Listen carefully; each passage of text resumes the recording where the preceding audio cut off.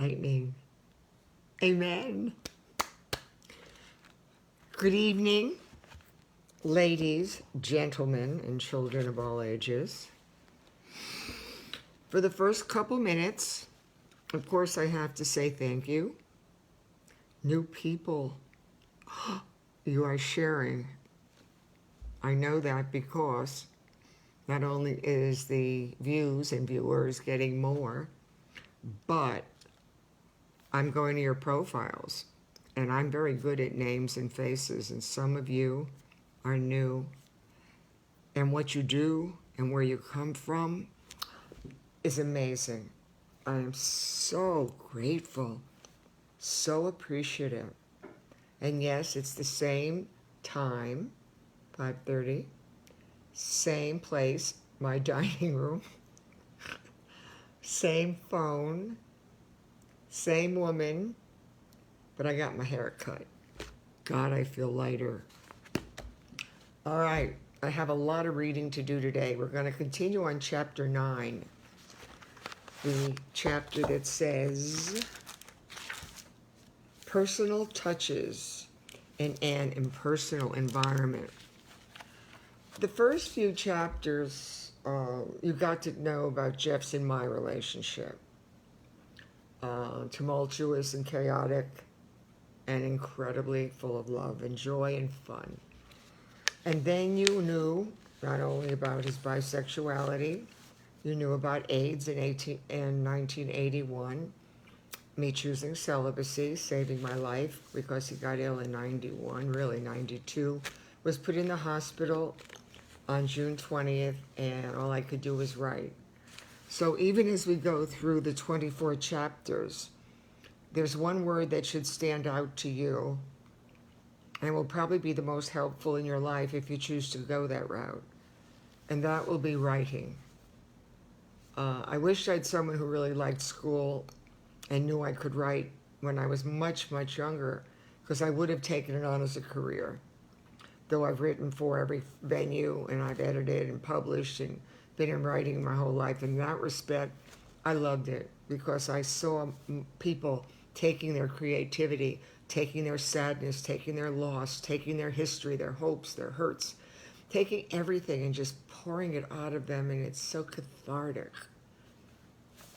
So we got past my issues with Jeffrey and my love for him, and now pretty much you're with me at his bedside a lot, or writing.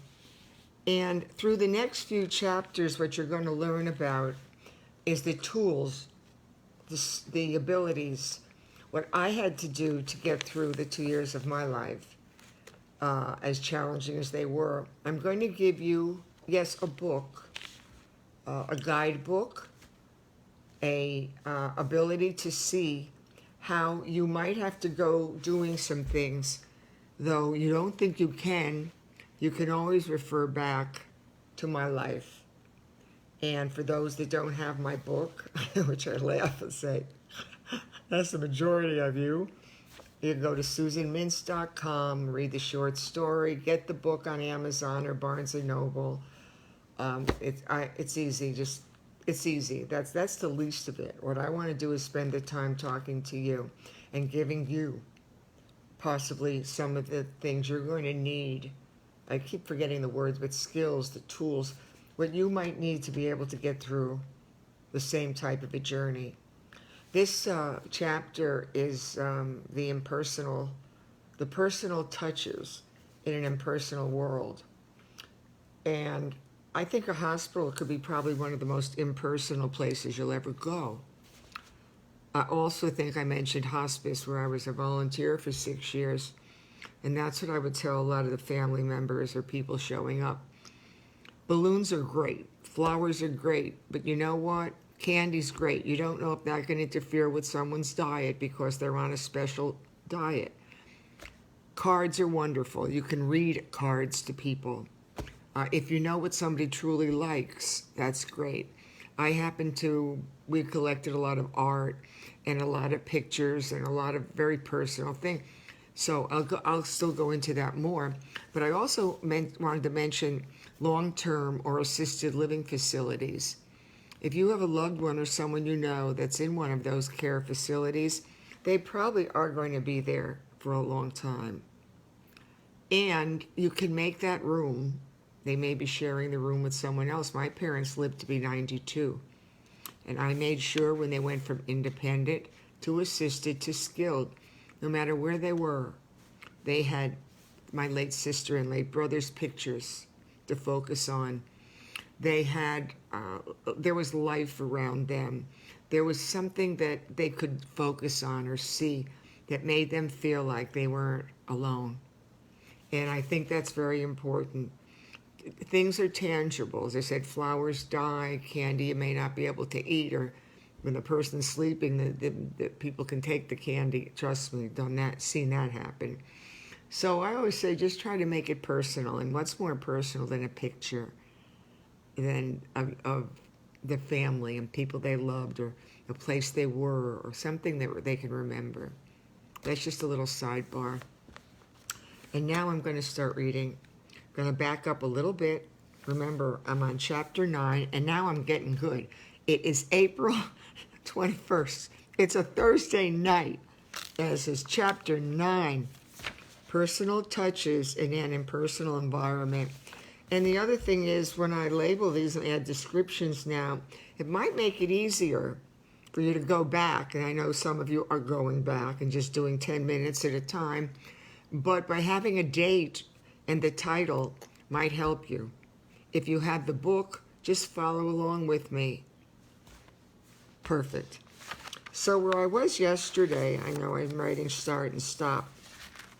I'll just give you a little bit of yesterday. I always pick up a little bit from the previous reading so you can get caught up that way. I'm trying to make it as easy and as less confusing as possible.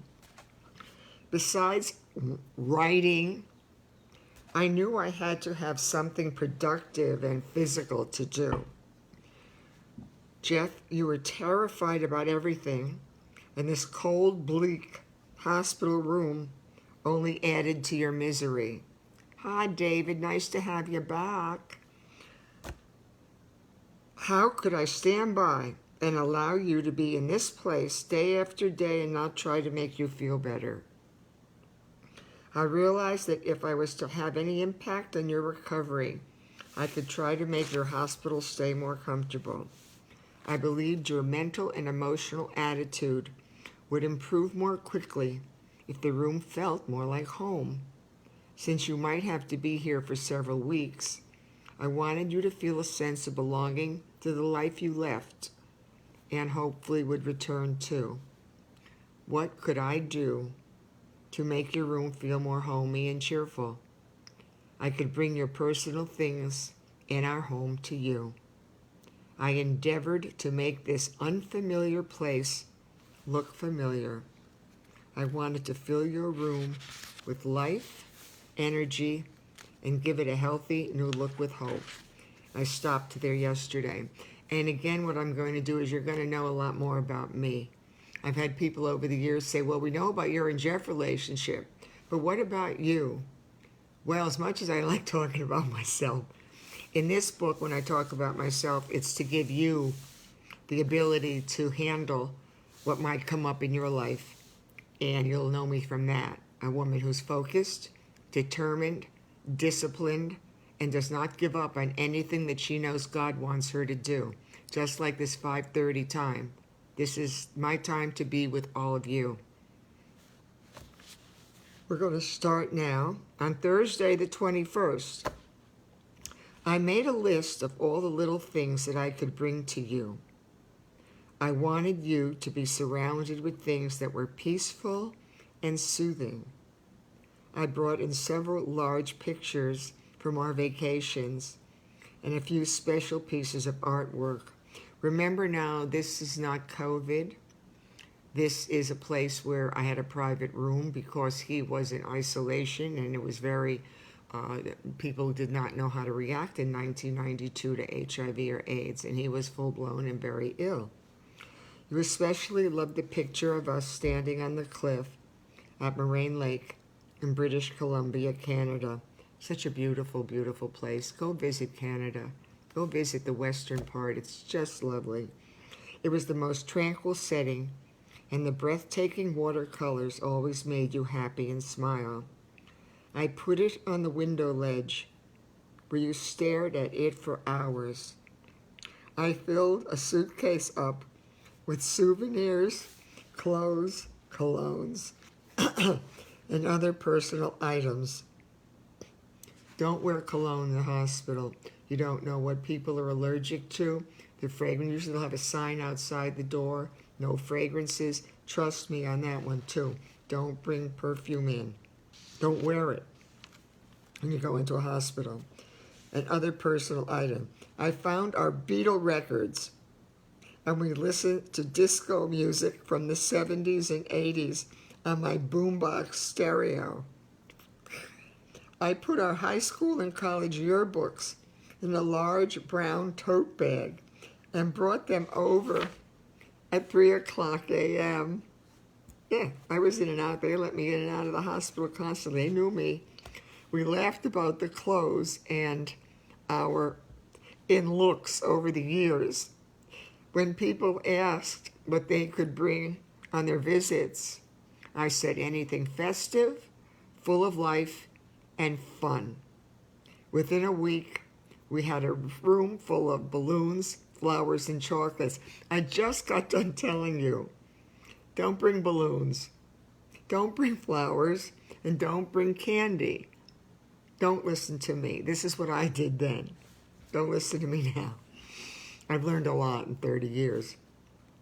The next thing I had to deal with was how to get you to eat. I watched you getting weaker and weaker during the past 6 months. You had lost considerable amount of weight. Our meal times had become terribly tense and brought much conflict and hostility between us. Your immune system was seriously compromised, your appetite diminished, and now you were too sick to care. You couldn't take solid foods, and liquids were given to you in IV solutions. When your meals were brought in, you might be coughing so violently that you couldn't catch your breath. In between the 104-degree fevers and the convulsions, you had dry heaves. For several days I watched helplessly as your meal trays went untouched. It was a futile, frustrating, and distressing issue for us to deal with. The medicines could combat the bacterial infection, but you needed to eat if you were going to regain your strength. My battle cry became, quote, please eat and drink, Jeff. Just do something. How can you fight this disease and get well when you won't eat? End quote. But nothing I said or did worked. To compound everything else, you hated hospital food. He did. This guy was used to the best food, the best everything. Everything that was going on now was exactly what he was never even close to doing. To compound everything else, you hated the hospital food. You threw up several times just looking at the trays. I usually ate the food. Food had always been an important part of our marriage. And since you loved my cooking, I brought the finest and healthiest foods to you. This was equally important for me because it gave my life purpose and meaning again. I brought the healthiest and finest foods to him. You were in a private room, so I brought in an ice chest. I had a small refrigerator and our own microwave. I set this room up as if he was home.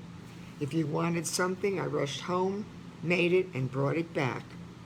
For 2 weeks, you had home-cooked lunches and dinners brought in daily. I even served you on china with silverware. We did use the hospital linens for napkins. I stocked the ice chest full of cold drinks, juices, and filled the room with assorted snacks, crackers, candy bars, chips, and anything extra that you might want. Your restaurant was brought to you. Sounds like today, doesn't it? But it's a lot more expensive. You really don't know what you're getting. And we're talking about 1992. I was running back and forth with the food, doing anything I could, filling the room up with beautiful things, cooking. The restaurant was brought to you, and slowly but steadily, you started to respond. Your appetite was coming back, and you were eating. Our doctor said that my meals were, quote, in caps, IBMs, end quote, or itsy bitsy miracles. IBMs, itsy bitsy miracles. I had developed a routine of cooking, serving, and delivering that would continue as long as you were in there.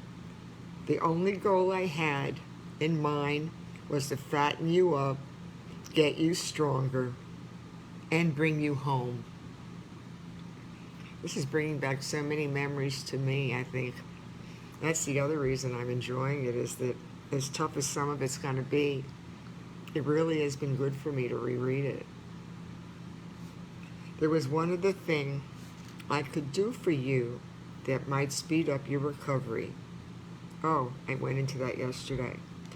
I had to show you that I was taking care of myself. I was no good to you or your parents if I didn't get my act together. You needed me more than ever, and seeing me look the way I did was the worst thing I could be doing for you. I remember the day you looked at me and said, and I'm only about 9-10 days into his visit, into this journey with him in the hospital. You said, quote, Susan, I'm the one who is sick. Please look like the woman I need back in my life, end quote. That was my wake-up call. You deserved the wife you had always known, and I wouldn't fail you. From now on, when you saw me come into your room, I looked like the lady you always admired and loved. I put on your favorite perfume. Don't wear perfumes. I put on your favorite perfume, wore something pretty and bright, and looked like I was going to make it through this time too. Though I was emotionally and physically exhausted, but I looked and acted like the woman you needed back. You had many things to live for, and I was one of them. Hear me here. Jeff had many things to live for, and I was one of them. I'm finishing up chapter 9 now. And so, my darling, you gave me a challenge during those 2 weeks. But I think your hospital room looked pretty damn good. And those of you who don't like the word damn, it looked pretty damn good. This room was our home for a while. But you were surrounded with people who loved you, delicious home-cooked meals, festive decorations, and hope. That was the one thing I truly wanted to give you. I tried to keep things as comfortable as possible here and at home. Whenever you returned to our house, it would look just as beautiful as you remembered. We were going to make it together. I'm going to stop here before chapter 10, which will be prioritize and organize. That's going to be hard for many of you because you're so caught up in the emotion of it all.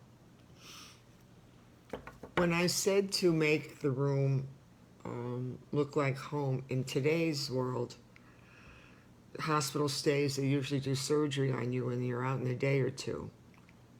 Unless you're in there for the long haul, or you're in a nursing home or a skilled facility, it's hard to do that because you don't have the time.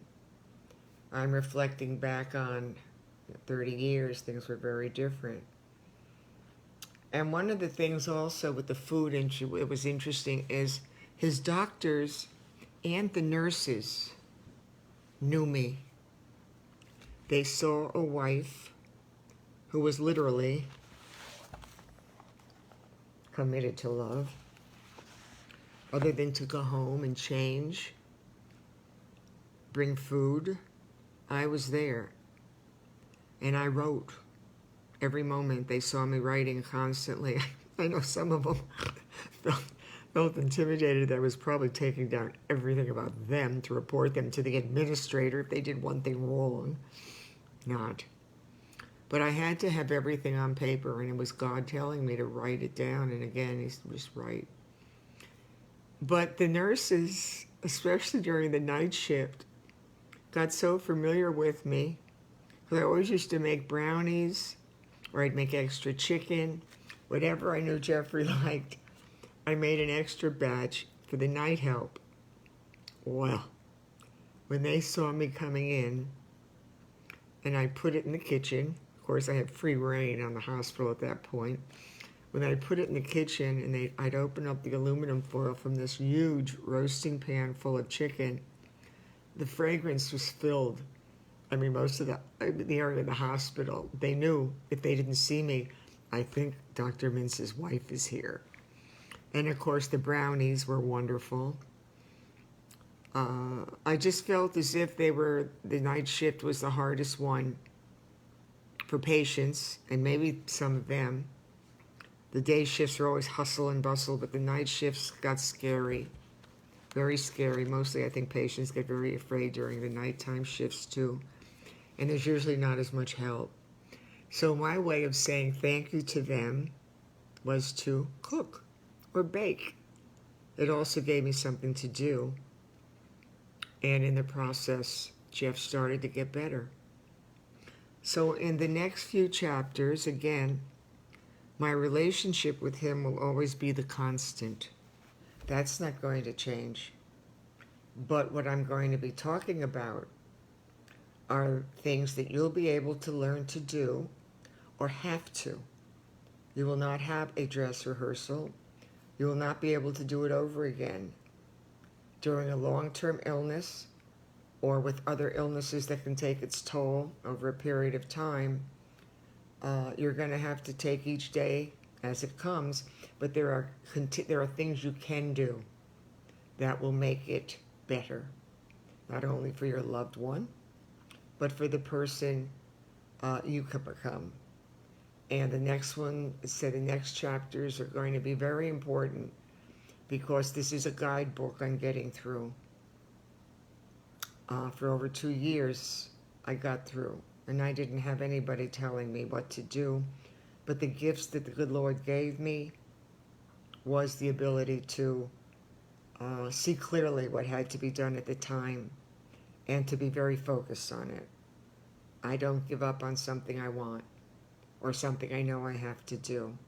Don't give up before your time has come. You don't know where the story's going. You may know my story, where it's going to end up. If this passing on August 20th or 18th or 19th, I can get my dates mixed up unless I really remember. He was put in the hospital on June 19th, June 20th. He took ill on the 19th, 20th in the hospital, and I think he passed on August 18th. I just have to always refresh my dates when I'm doing something like this. Sad but true. So just remember, in the beginning it was Jeff and I. It's always going to be Jeff and I through the 24 chapters. But you're going to learn a lot about what you're capable of doing. So hang in there with me. And I love all of you for caring. You're spending time. You're spending time. And it's really not that difficult to help others. If you get it off of you and you put it onto someone else, I think that's why volunteering became so important to me, is because not only was I sharing my life, but I was giving my time into something I knew I could do. I could help people in their time of crisis what to do. So I hope you have no crises in your life, but that's not going to happen. Nobody is immune to the crises and the challenges. But share with people, please. Go to my website to learn more. And as I always say, shalom. Oh, pull up the Botox. Shalom, and smile. Oh God, please, people need to smile more.